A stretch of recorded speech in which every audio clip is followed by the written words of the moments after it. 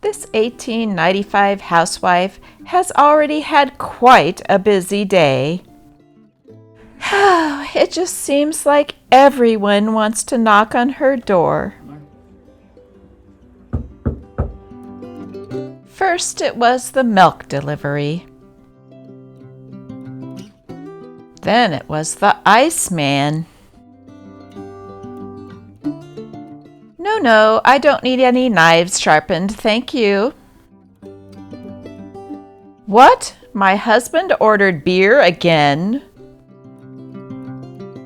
Photos? Oh, not right now. Come back in a week. Oh, the laundryman. Did you make sure you put enough starch in my husband's collars? Mr. Coalman, I've told you 1,000 times. Coal delivery in the back, please. So this tonic is supposed to give me more energy? I'll take it. Little Johnny, come in, or the street cleaner will get you all wet. Oh, finally, the delivery I've been waiting for. My issue of the Garden City Gazette is here.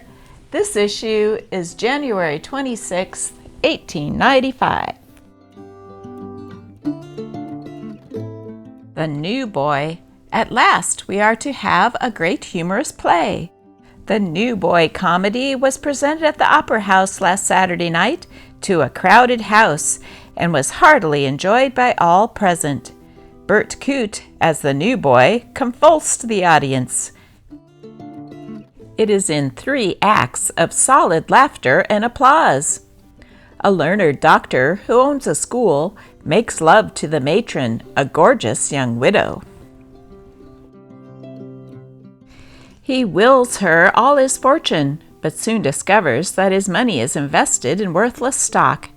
Then one of the schoolboys, who has been playing pranks, painting things red and making love to the villain's daughter on the stage, gives the doctor anonymous information about the stock market that saves his fortune. The doctor is overflowing with gratitude when he discovers that the wild boy has saved him and nearly collapses. But when he discovers that the boy is really a man 30 years old and the husband of the matron whom he's trying to marry, the scene is beyond description, and the applause is prolonged at Payne's new opera house.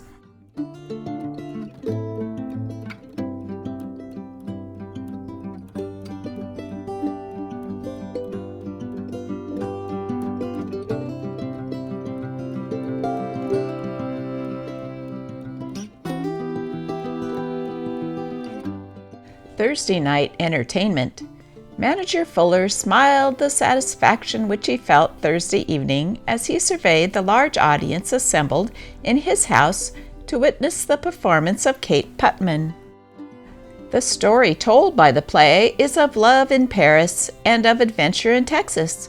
Kate Putman is popular with a Walla Walla audience on account of her delicate humor and skillful dialogue. There is nothing about Miss Putman or her plays which would offend the most delicate sensibilities.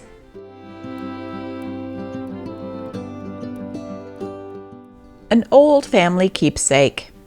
While visiting her aunt, Mrs. Add Helms, at Jacksonville, Oregon, Mrs. St. George was presented with a quaint-looking old rifle, which is highly prized as a family keepsake.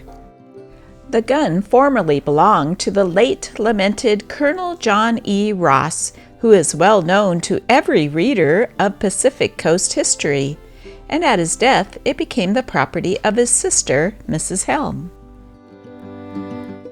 The old gun was duly christened by its former owner, and thereafter was known under the somewhat peculiar appellation Bess. Like her original owner, Bess figured prominently in the Indian Wars of Oregon and California in the early days and did honor to the name she bore. Bess had seen much hard service, has an eventful and interesting history, and a very readable book might be written about her if she could only be induced to talk. She accompanied the colonel through the Modoc and Rogue River Indian Wars and was well known to the Indian fighters throughout that section of the country. That she took an active part in many engagements is evidenced by the 10 marks on her breech, which indicates the number of Indians she is known to have slain.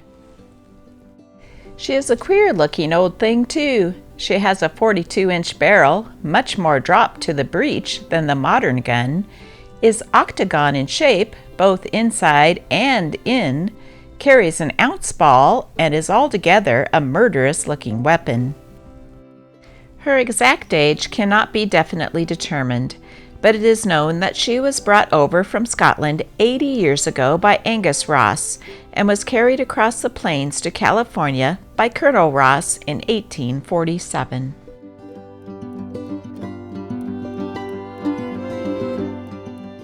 C.N. Cross of Milton called at our office this week and made us happy with his patronage. He says the Gazette is well liked in his community. A fake. A fake which has assumed quite large proportions in the shape of a better gotten up by a clever stamp collector in Canesville, Illinois, and in order that the charitably inclined people of Walla Walla may not be taken in, thereby I give here a copy of the letter which is self-explanatory.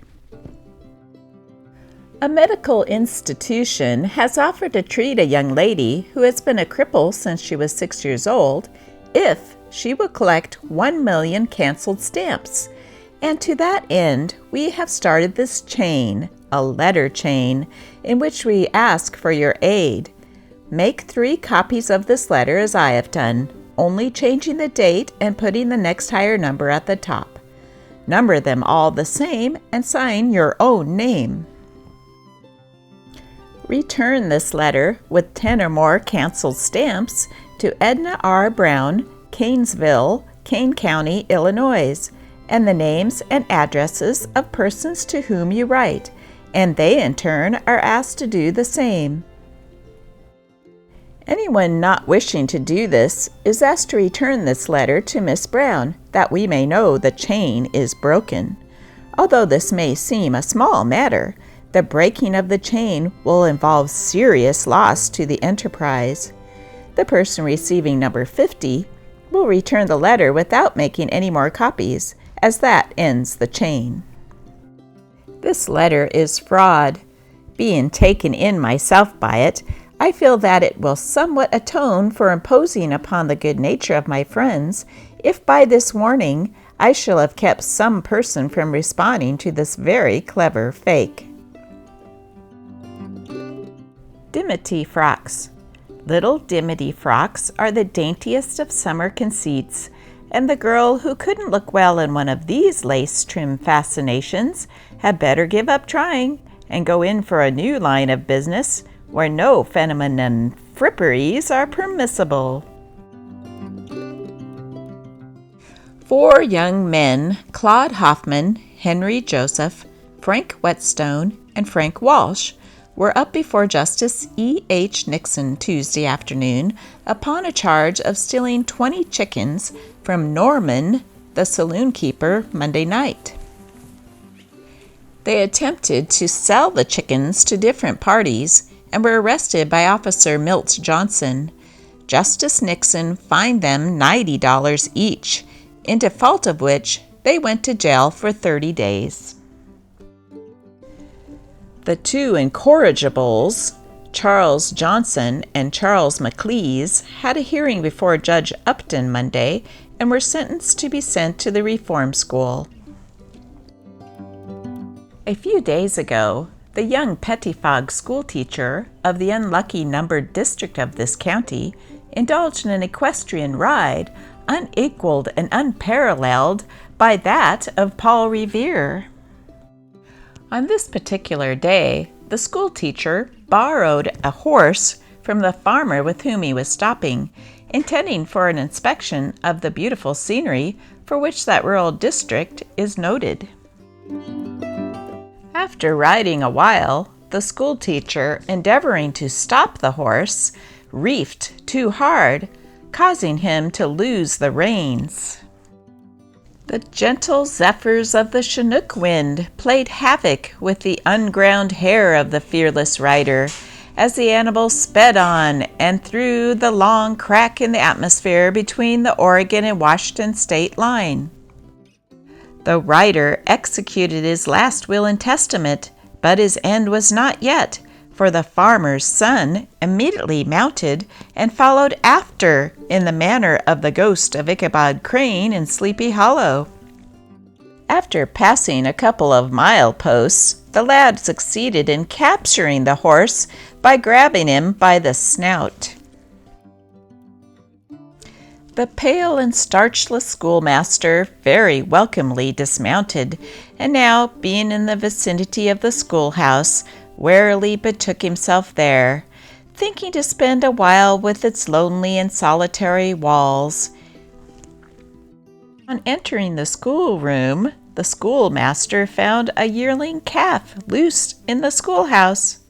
The master is thoroughly convinced now that everything is for the best.